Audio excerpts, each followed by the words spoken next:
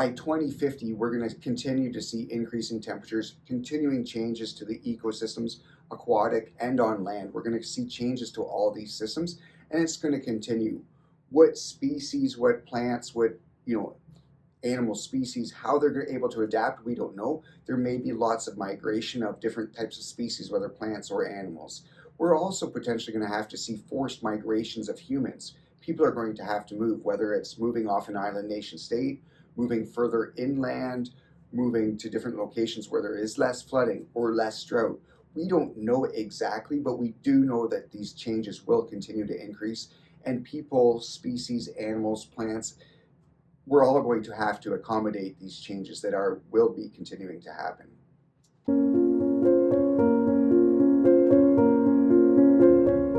For managing our coastlines, knowing that sea level is rising almost everywhere on the globe, we will have to find ways to manage this, and starting with just not having as many people. Like, a lot of urban development is pushing more and more towards the coast.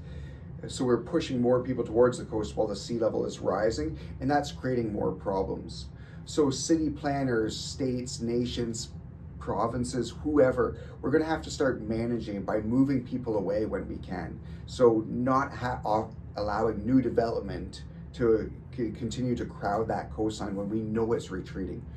We are not going to be able to stop the increasing sea level. Even if we stopped all CO2 emissions today, the sea level is going to continue to rise for some time, and that is inevitable, and there's nothing we can do to stop that sea level rise. So we have to make the decision: do we migrate backwards? And that's going to have to be movements led by government and different coalitions to keep people away from the shoreline, not to stop them from visiting, but discontinue any infrastructure development closer to those shorelines. We have to start migrating away from that zone.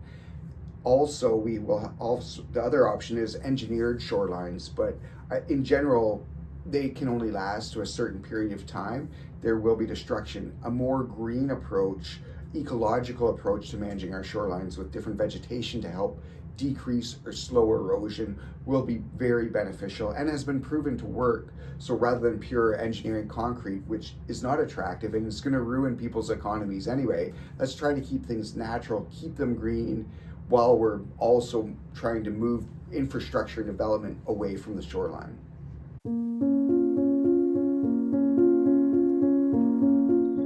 With increases in greenhouse gases, there's no denying the fact that greenhouse gases are trapping more thermal infrared energy. So with all the pollution, whether it's carbon monoxide, nitrous oxides, methane, all of these different chemical components that we're adding to the atmosphere are causing climate change and, in general, warming around the globe.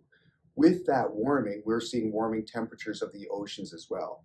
So with the warming of the oceans, we're expanding the water, and we're also melting glaciers. We're adding more and more to the water. So all this increase in water, eustatic sea level rises that we're seeing is going to ultimately affect coastlines all over the world, whether they're sandy coastlines in Prince Edward Island, or on the west coast of North America, or anywhere around the globe. We will see definite changes to the coastlines.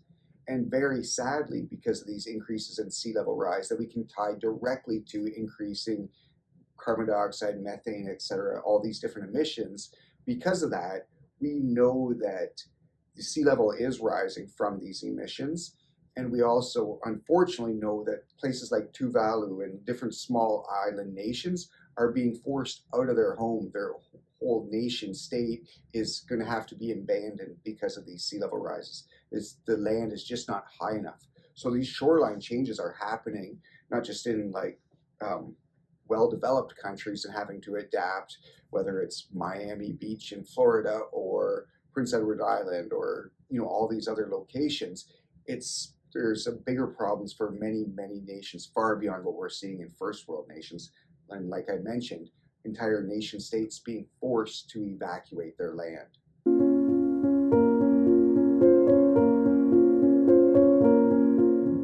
With increasing ocean temperatures, we're going to see many changes to the ecosystems involved, whether it's warmer temperatures could bleach coral, or all kinds of other ecosystem changes, whether it's on land or in water. The ecosystems are going to change with changing temperatures. Something we will definitely see leading from that is also not only the water patterns changing as well, like the currents will change. Where there's already talks of the Gulf Stream changing course, changing pathways.